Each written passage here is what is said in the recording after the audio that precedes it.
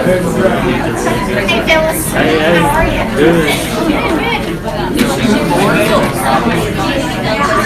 He's almost last year. He's on the way in. I see. You don't have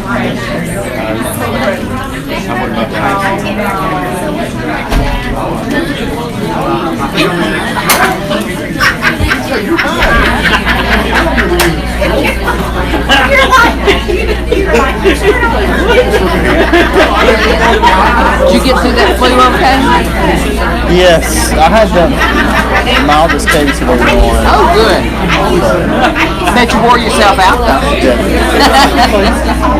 His calculator was working hard there.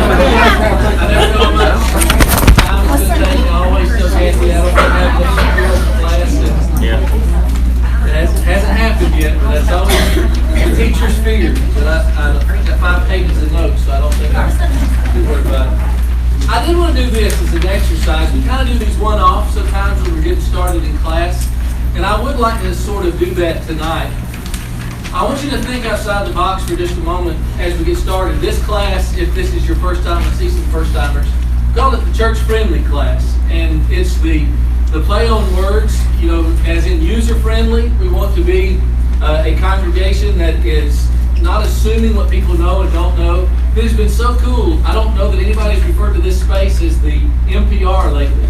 If they do, they follow it up with multi-purpose room, and that's good because that helps a lot of us that are maybe visiting for the first time. So user-friendly, church-friendly, and then a friendly church. We're never satisfied that we're where we need to be. And so each of these classes are kind of walking us through what's involved with that. So here's what I thought is that kind of out-of-the-box exercise. Let's say that we were a congregation that was just getting started, and we acknowledged as a part of forming as a congregation, one of the things we wanted to prioritize was emphasizing friendliness and what it would take for us as a group to really succeed in that.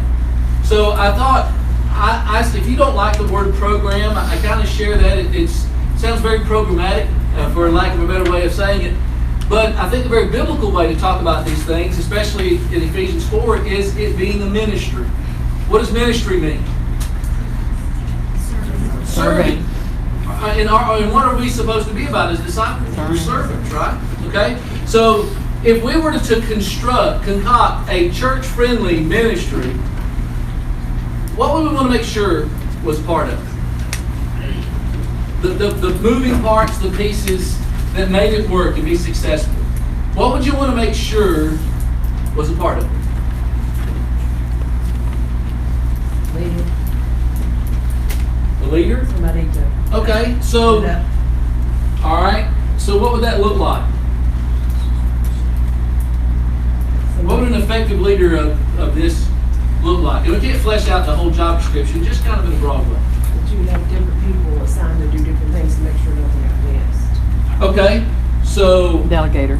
I was going to say both of those. Organization. Extrovert. And delegation. I don't have a TION word for extrovert, but okay.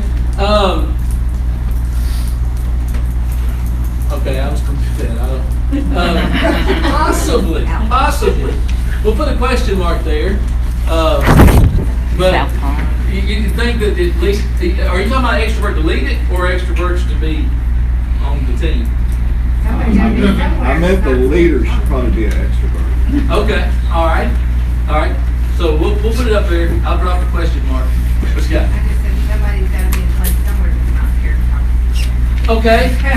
So what would we need in this ministry to help people to get overcome or to become free of being scared of talking to other people? What do you think would be involved? Courage. Some type of training. All right. Now, let's drill down a little bit. What should that training consist of? What should we train people who want to be involved in a church-friendly ministry? What should we train them in regards to? How to see the Okay. Obviously, approaching. Don't take it personal. Okay. No, it's not because of Tough you, skin. it's them. Easy if they, if they give you a rude answer, don't take it personal. Okay. So let me put that under an umbrella. Handling, and this is going to sound dramatic, and I don't mean it. It'll take in a lot of different things. Handling adverse situations. Because really, if you're afraid to speak to somebody, one of the most adverse things you can imagine is somebody blowing you off or in some way having a negative experience. Will it happen if you're trying to greet people? Yes. You know people, don't you? It'll happen, right? Okay. So that training would be on how to approach them, how to handle various dilemmas that might come up. That's good. Open-minded. Okay, what do you mean by that? In order to welcome in, you have to be open-minded to lots of different types of people. Okay. So let me call that handling people. Because that's going to run the gamut, right? From folks that we feel an affinity to, that we may seem as a reflection of us, and people who may seem very different from us. So you need skills in being able to handle all types of people in those situations. All right, approaching people, handling adversity, handling people. That's good, but so far our ministry is really serving who? Each other. Okay, so let's think a little bit more outside the box about how this is going to be successful. Because what's the goal, would you say, of our church-friendly ministry? Outreach. That's it? Bring people to God. Bring people to God, bring people in. Okay, so there's an evangelistic component to that. There's an edification component to that. All right, so we're approaching them. We're training folks how to handle adversity, how to handle people. What else needs to be a part of this? Maybe showing them around how to get to classes, or Okay. tell them about our services, that, other services, college meals, if they're college age, just telling them about us. Okay, so assimilating. All right, so assimilating. Connecting. Assimilating them, what's involved in being a part of church life, what's available, what resources are there. Okay, that's a very huge piece that we want to be trained in, because it's a very important part of a church-friendly ministry. Connecting them to others. Okay, so what is that? What do you have in mind when you say that? Introducing, find out things about them and interests, and connecting them with other people that you think have other interests. But general rule, you need to connect them to 5 other people to get them Can feel you see like how that they're- would be a skill to train people in? Because there's a bit of intuition involved in that, judgment, being able to assess people, both people that you know and the people that you're trying to get connected. And so that's a very important part of this. Anything we're missing in our training? By the way, if you were to number this, I don't think we have it in numerical order here. What's number 1 in our training manual? Approach. Approach. All right, so we got that in the right spot. What's next?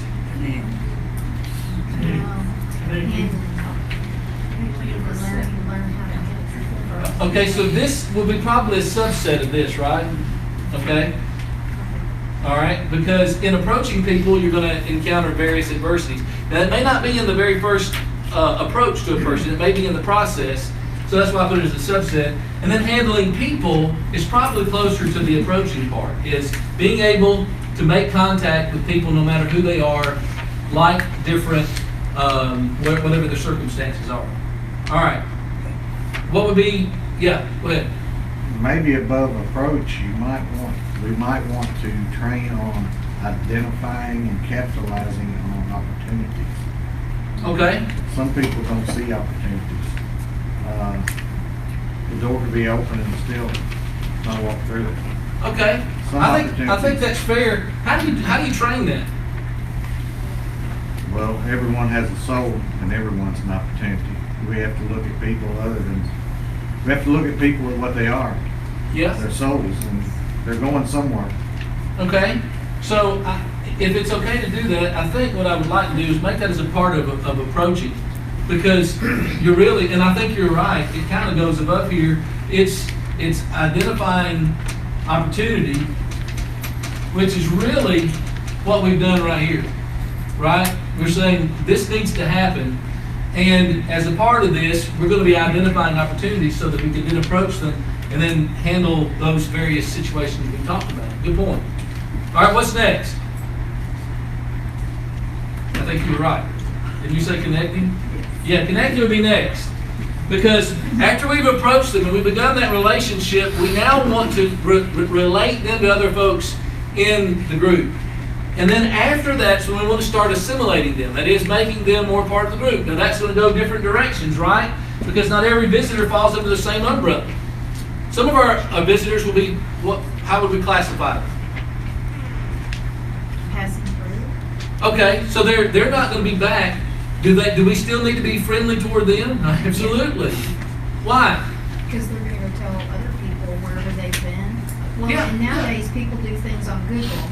I don't know how many churches, when I've gone on vacation, when I look up, I look at what it says on Google. You know, this is an exceptionally friendly church. Or 2.5, you're probably not going to go there, right? Yeah. Okay, and they do. In They run. today's world, that's what happens. Okay, that's fair. And from a marketing side, that's certainly something for us to consider. You might get rated.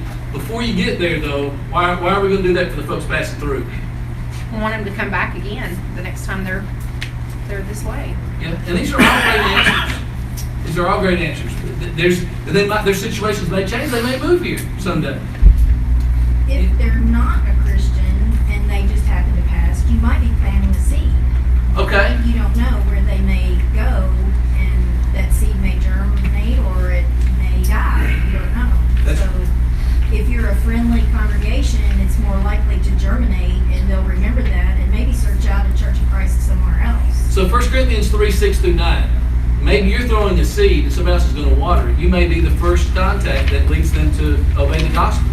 All right, so I like that. Stacy, did you have an idea? Oh, I was gonna say the people that pass through, they can take the good from here and take it back to their congregation. Influence. And then, influence others to kind of rise up a little more. Absolutely. Basically, fundamentally, why are we going to do this? It's right. We should, right? That's been the answer to all of it. But when somebody's just passing through, they're not the most obvious reason why we have this ministry, is it because there's a low likelihood that they're going to move here, that they may even be back. We don't know if they're going to go to Google or not. That may happen, may not happen. Whether they do or don't, why are we doing it? Because that's who we are. And that's what we're about, right? And so that's obviously the answer to all of it. So some of our visitors are going to be pastors through. Who else are they going to be? Relatives and family. Okay, so that's a little bit easier for us to impact as individuals. It comes down to, if you want to assess it this way, some of the planks in this ministry would be folks who are non-Christian visitors. Do you treat them differently than the family who comes up to you and lets you know pretty early on, I'm a member of the church, I was a deacon where I was in the last place I was, or whatever? Aren't those two different categories? Do you need different kind of training for those kind of folks? What needs to happen with folks who are non-Christians? Spend more time.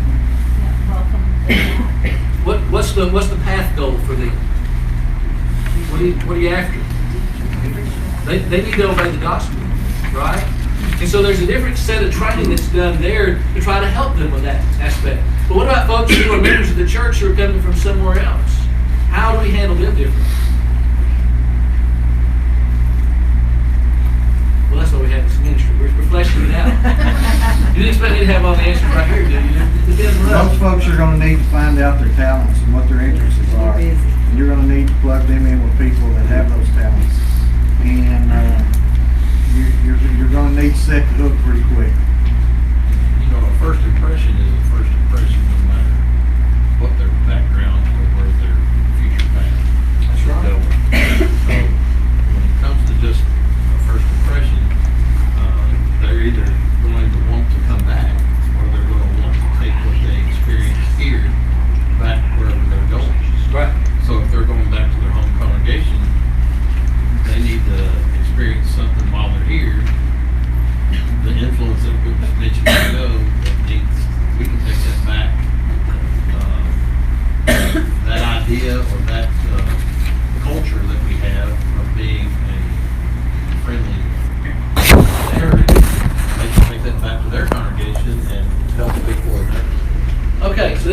Derek said, but it's I think it's a good way for us to remember this. We're trying to infect them, so to speak. We want to not only incorporate and have a culture, we want to pass that along to others, right? So that when people were around Jesus, they left him different. When people were around the early Christians, it made an impact on them. And so as folks come among us, we certainly, no matter what the outcome is of that, we want them to leave different than when they came. And certainly a big part of that is for us to be ready for the opportunities as they come. Somebody said something that made me think there's a fourth plank on this. You've got approaching people, connecting people, assimilating people. That's not the end. Yes, sir? Follow up. Okay, so what's involved in follow-up? Well, it depends on who they are, what category they follow in. Depends on, but That's kind of naming what we've been talking about, right? Sure. Okay, that is, there's buckets. What bucket does this individual go into? And then that informs what we do next. All right, maybe I think there's one more. Approach them. All right. Approach, assimilate, connect, assimilate, follow up. One last piece. Show them you care. Okay, and I think that probably needs to what weave into all of this. But here's what you're going to, Neal, you want us to read your mind. That's a pretty scary read right there. Well, in sales, you close the deal. Okay, so all right. So what is closing the deal in this? Okay. They either become members or Once their soul is won, what does the Lord expect? Faithfulness. Growth, maturity. All right, so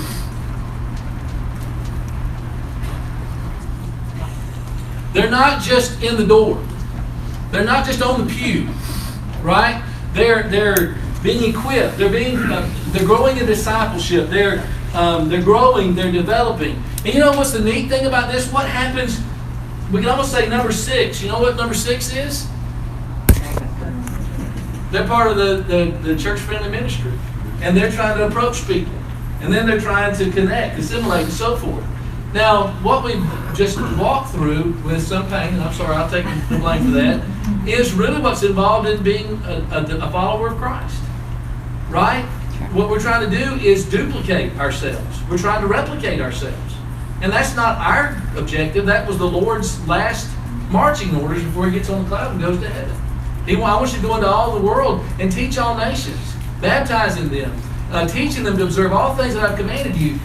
Now, this is theoretic tonight, but do you see how important this could be to our growth and development as a congregation? Because we're talking about creating a culture that doesn't stop before we're done. And where we're done is when we have got people not only in the door, a part of us, baptized if they're not Christians when they come here, involved if they're not used to being involved if they are used to being involved, get them in a preset system of replicating themselves. We'll come back and visit this later. All right. You know, one thing it seems like we're missing. Good. On the connecting part, yeah. We need to know who to connect them to, so that too may require us getting to know each other better. So that's a missing component. I think if we don't know each other well enough, it's hard to get someone new connected to the right people. Okay. You talked about common interests earlier, right. Did. So if we know each other's interests, it's easier to connect. Okay. So internal relations. Yes. That's how that fits in. It's like during the tornado relief, there were some people that needed certain things and resources. And if you didn't know the people personally in the congregation that dealt with those certain resources, you wouldn't know who to reach out to. So it's helpful to know those people in the congregation so you can say, hey, by the way, I know that you do this for a living or you do this for a job. Can you help with X, Y, and Z? Can y'all hear back there? Okay. Pretty good. They heard you all the back row. That's a great example of how we had a need, right? It was a physical need, but it was a real need. And as a result of that, we had to organize and meet the need, and it caused us to look around for the resources that we could connect those needs to. Now, and that was highly valuable, important. It was good for us in a lot of different ways. what we're talking about is trying to assess needs that don't on the outside look as crucial and as much of an emergency, but we're dealing with souls that are going to be somewhere for an eternity. And so it's important for us to be able to understand each other, to know each other, so as to be able to lean on one another for the various types of folks that we're approaching when they come in the door. I put it, Derek, along not just one plank, because I think that's important in the whole process, is we need to know each other. Anything else we missed? Yes, Dave? So, if you look at it as a cycle, and we could draw it up as a cycle, after involvement really is to have them begin the cycle again, to keep producing fruit. And Yeah. so, it's not even just involvement, but it's involvement that leads to them recruiting other folks and becoming one of the people that reaches out to others. That would be a success story. You think about this, all right? So, John Doe comes in the door. John Doe is not a Christian, and John Doe is properly handled by folks who are trying to get them to be a part of us. They are connected in a way that's appropriate, which would involve a Bible study, right?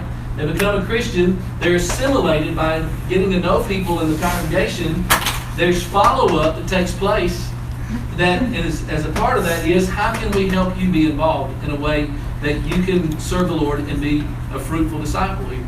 And out of that, have them be one who is then at the door, greeting someone and bringing them in. So if somebody with arts and graphics kind of a design wants to draw that up, it would be circular, in my opinion, if we're successful with it, right? So it's an arrow that's always going. It's perpetual. All right, did we miss any vital piece?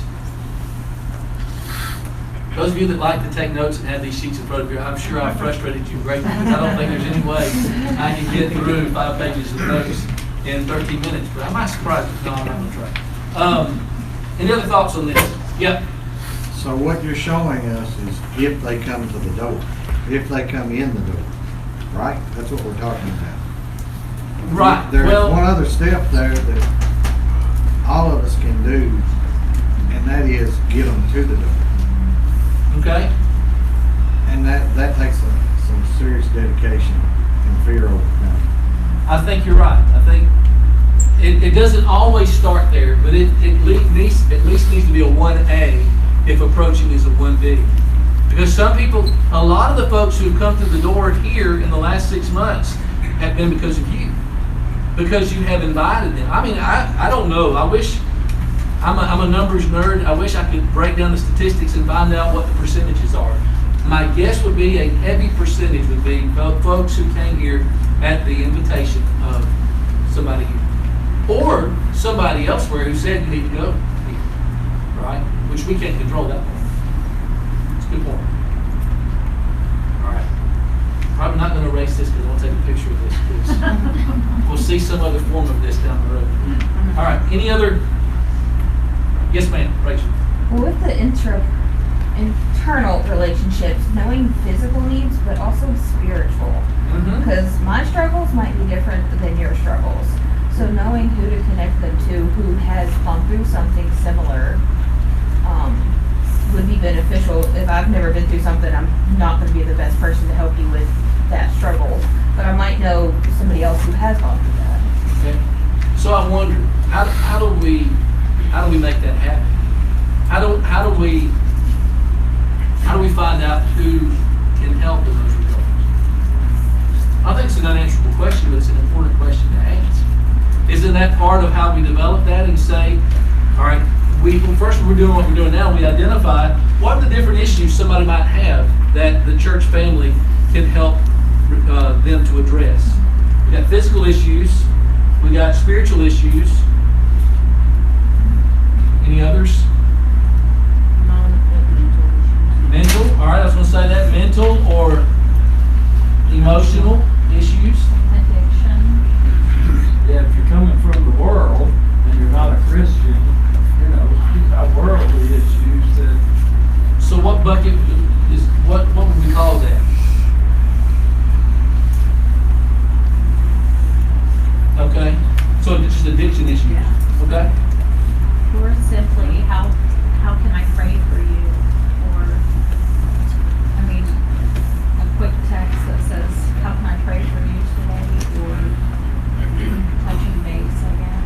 okay? And it's not a praying issue, it's an issue, I mean, it's us needing to pray for folks as they need. Yes, Mike? A lot of times, their relationship base is really bad for them. And they come here possibly looking for a new kind of relationship to get away from the toxic relationships that they may have in the world. And they know it's bad.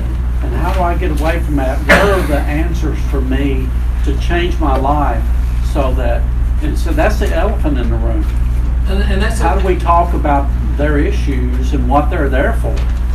That's a great point. Now, a lot of times when we're solving things, we're creating problems when we do that. Because we open our eyes to what's already there. You call it the elephant in the room. But let's think about the effects of sin in society and what it does to people's relationships. Anytime sin is a characteristic of a relationship, whether it's some kind of abuse in a home, or if it's abandonment, or if it's some kind of addiction issue, or you name it, there's any number of things we can put there. And somebody, maybe they grow up in that environment, or that's the environment that they have become conditioned to. And they come in, they're looking for something better than that, an alternative to that. And they come among us. What do we need to be prepared to understand? They've got baggage. Okay, so there's baggage. So I'm going to use a word that can be abused. So don't misunderstand it when I say that we have, as sin encroaches in society, there's more dysfunction. All dysfunction means it's not functioning. And those dysfunctions take a lot of different forms. So we have got to be prepared for the fact that one of the effects of sin in society, which is going to impact us, is dysfunctional relationships. If you've not had modeled for you how to have a healthy, proper relationship, you're going to struggle to know how to do that. And some of the folks that come in among us haven't had the equipment, haven't got the background in functioning relationships, and God's called us as Christians to help them with that. And to understand that we may be in two different places. If we have a more functional background, and they're coming from a more dysfunctional background. Does that make sense? You know what I'm saying? I think that's what's good about the connections in the congregation, because some people are Christians now that have come from the dysfunction. Absolutely. And to know that you can connect with them, with that person that has been there, done that, is huge. The model's already been Yeah. But you also these people just need to know that Jesus loves them just as he loves us. Absolutely. And that we are all sinners, and they're coming into a sinful congregation. We are not perfect, and they just need to know we love them. That's it. That's right. So, and I put up here Romans chapter 12 because in that context, in verse 6 through 8, the Apostle Paul talks about how each of us have different gifts. We're oriented different ways. We have different strengths, different things about us that lend us to be able to serve God in some fruitful way. And the person who has a functional background, God uses them in the body to help certain folks.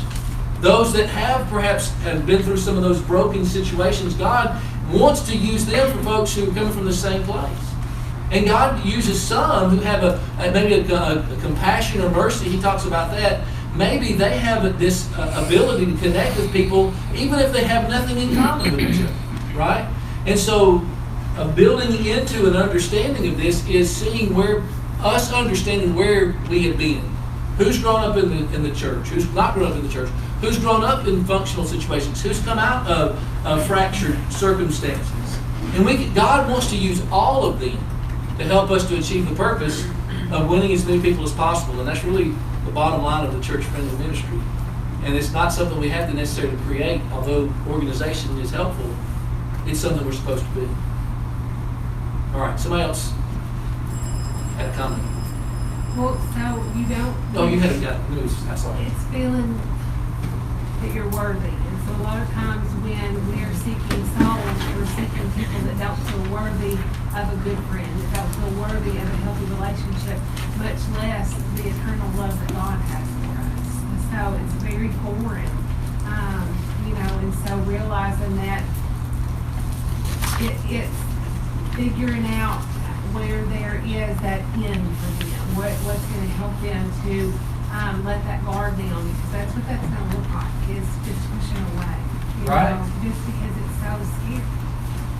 And so some of that, handling that adversity may be somebody who, not feeling worthy, is pushing you away because of where they are. They don't feel, they're Whether like, they what is do, this? and they- What are you and after? They strayed, or Yeah. they don't have any knowledge of that. Right? So that goes back to Romans 5. You know, Romans 5 verse 6, in due time Christ died for the ungodly. God commended his love toward us in that while we were yet sinners, Christ died for us. Ultimately, none of us are worthy. We come to him with our sin, separating us from him. He wants to eradicate that. The cross is proof positive, and he wants us cognizant of that so that we can help people and move past maybe that prickly initial response and get deeper than that. Now, it may not get there. Somebody may say, go away, and it may be a dead-end street. All right, any other thoughts or comments? I see the conflict is self-image versus God's image. And until we get everybody to see themselves, not be focused on their self-image and what they think they are, to see themselves as God sees them. That's an important step for anybody. It is, and I don't know how we work that into a training piece, but it's vital. And maybe it's woven into who we're trying to be, what we're to be about, and it's part of. Because, I mean, Rachel's talking about self-worth. I mean, that's a big obstacle to overcome. Absolutely, it is. Until they start seeing themselves as God sees them. And that's not happening tomorrow. That's the process. It's going to take a long, long time, so we're going to be patient with that. Any other thoughts or comments? In my mind, this was a 2-minute exercise, but I really don't. I'm not apologizing. Because I think this is vital. Because I don't want us to go through a quarter of this and just go, oh, all right. So I'm going to be more friendly, and for the next 2 months, I'm going to look for a visitor, shake their hand, and then I'm going to just kind of melt back into the fabric. That's not what we want to do. We want to be different as a result of being aware of the need of the folks that come in among us, and we want as many as possible to go to heaven. You know why? Because God wants as many people as possible to go to heaven. Yes, sir. When folks come into our midst who are unchurched, I'll just put them in that category, they're not going to trust us on face value. We're going to have to be sincere and genuine about our approach, or they'll never warm up to us to where they'll take our counsel and give us an opportunity to help them. That's right. Well, the proof's in the pudding. So keep stirring. We'll get there. All right, anything else? Everybody's going like, we're done. You got things to do.